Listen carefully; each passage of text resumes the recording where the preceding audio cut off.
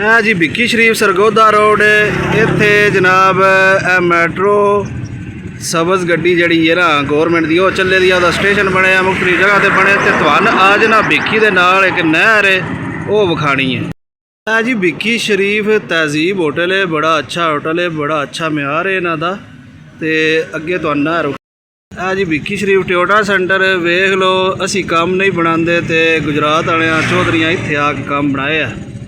ਇਹ ਜੀ ਕਾਕੋ ਵਾਲੀ ਨਹਿਰ ਹੈ, ਇਹਦੇ ਨਾਲ ਇਹ ਸਾਈਡ ਤੇ ਅਦਾਲਤਾਬਾਦ ਹੈ, ਇਹ ਰੋਡ ਹੈ। ਇਹ ਜਨਾਬ ਅਲੀ ਇਹ ਨਹਿਰ ਹੈ, ਇਹ ਇਹਦਾ ਪੁਰਾਣਾ ਪੁੱਲ ਹੈ।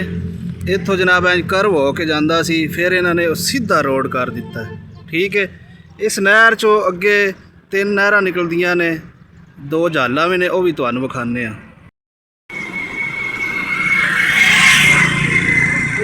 ਹਾਂ ਇਹ ਜੀ ਕਾਕੋ ਵਾਲੀ ਨਹਿਰ, ਇਹ ਛੋਟਾ ਇਹਦਾ ਜਨਾਬ ਅਲੀ ਹੈਡ ਹੈ। थोड़ा जिहा भी दिखाओ व्यू, थोड़ा जिहा मेरे हाल कैमरा लैके आओ। कितना खूबसूरत मंजर है इतने। अगर तुम टरबैन भी लाना चाहो तो भी लग जाती है। थोड़ा जी साइड से नहर है ना दिखाओ ना जरा। नहर जनाब अली कम 10 तो 14 फुट गहरी है। अगर तुम टरबैन ला के बिजली पैदा करना चाहते हो तो भी कर सकते हो। नहर दिखाओ जरा। थोड़ा जिहा अगे जाने उत्थे तुहानूं वड्डी झाल भी विखाने आ, फिर उहदे विचों 2 नहरां निकलदियां ने वो भी विखाने आ जी। इस नहर दा हैड है, छोटी झाल गिर रही है इत्थे। कितना प्यारा व्यू है माशाअल्लाह। वेख लो जनाब, अदालताबाद दे नाल विक्की दी साइड दे नाल ਇਹ जी काको वाली नहर ते थोड़ा जिहा तुसीं अगे आंदे हो ना ते हैड बनिया ते ਇਹ जनाब अली वड्डी झाल है माशाअल्लाह। कितनी प्यारी है, कितना प्यारा व्यू है इहदा, बड़ी खूबसूरत व्यू है। इत्थे मुंडे नहांदे भी ने, हुण टाइम है 10-11 दा, इत्थे मुंडे कोई नहीं। ਇਹ जनाब नहर है, नहर दा कितना प्यारा व्यू। ते अगर तुसीं पिकनिक मनानी होवे फिर भी बड़ी अच्छी जगह है। ਇਹ ਜੀ ਅਸੀਂ ਹੈਡ ਦੇ ਉੱਤੇ ਚੜ ਗਏ ਆ। ਵੇਖੋ ਹੈਡ ਬਣਾਇਆ ਗੌਰਮੈਂਟ ਨੇ। ਪਹਿਲਾਂ ਇੱਥੇ ਜਨਾਬ ਅਲੀ ਇੱਟਾਂ ਦਾ ਹੈਡ ਹੁੰਦਾ ਸੀ, ਹੁਣ ਬੜਾ ਜ਼ਬਰਦਸਤ ਮਾਹੌਲ ਹੋ ਗਿਆ। ਇਹ ਨਹਿਰ ਜਨਾਬ ਪਿੱਛੇ ਨਜ਼ਰ ਆ ਰਹੀ ਹੈ ਫੁੱਲ, कैसी खूबसूरत नहर है, ज़बरदस्त। ਇਹ ਜੀ ਵੱਡੀ ਨਹਿਰ ਜਿਹੜੀ ਕਾਕੋਵਾਲ ਦੀ ਹੈ ਉਹਦਾ ਹੈਡ ਹੈ। ਪਿੱਛੋਂ ਜਨਾਬ ਅਲੀ ਦਰਮਿਆਨ 'ਚ ਨਹਿਰ ਹੈ ਨਾ, ਇਹ ਜਿਹੜੀ ਹੈ ਇਹਦੇ ਵਿੱਚੋਂ ਇਹ ਨਹਿਰ निकल रही है। कितना प्यारा व्यू है जनाब माशाल्लाह, बड़ी खूबसूरत जगह है।